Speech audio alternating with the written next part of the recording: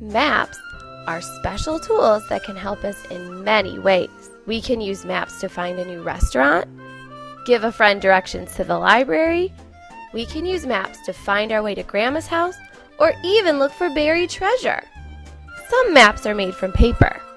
Some maps are round, while other maps can be electronic, like a GPS in a car.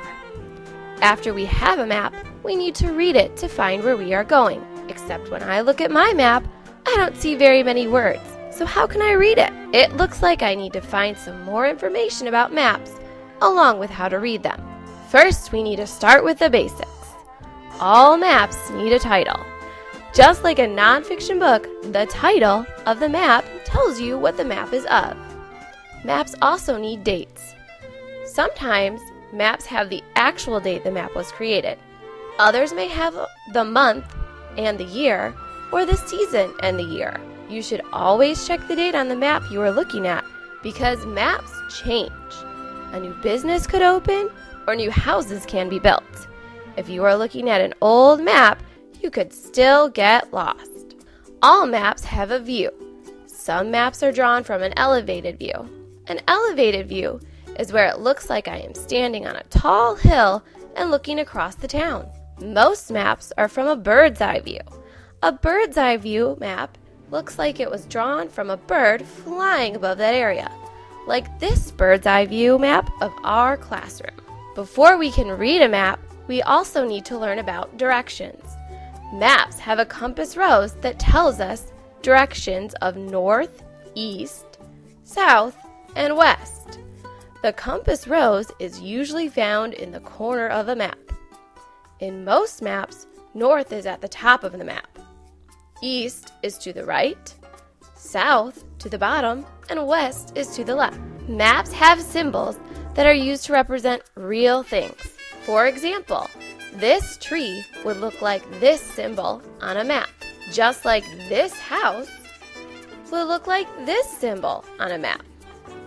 Map makers use symbols because adding detailed pictures could make a map too confusing to read. Most maps have keys to tell you what the different symbols mean. Look at this key in this map to see if you can find the symbol for the playground. Can you find the symbol for the pool? Now we know how to read maps. Let's take some time practicing reading maps. Here is a map of Lexington, South Carolina. Let's use this map to practice our new map reading skills. When Rebecca's mom picks her up from daycare, they need to return some books to the library. To get to the library from the daycare center, they need to drive south on 2nd Street, and the library is on the east side of the street. After they return their books, they decide to get some pizza to take home for dinner. So from the library, they need to go south on 2nd Street and then turn west when they get to Main Street.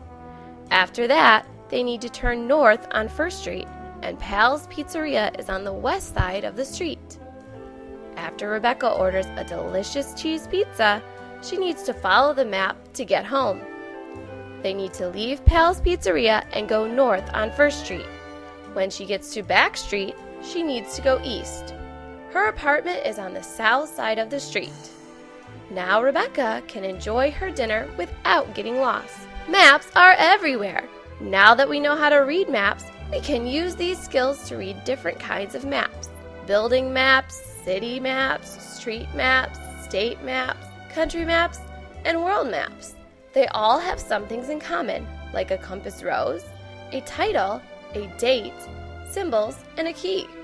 So get out there and explore the world, but don't forget to bring a map.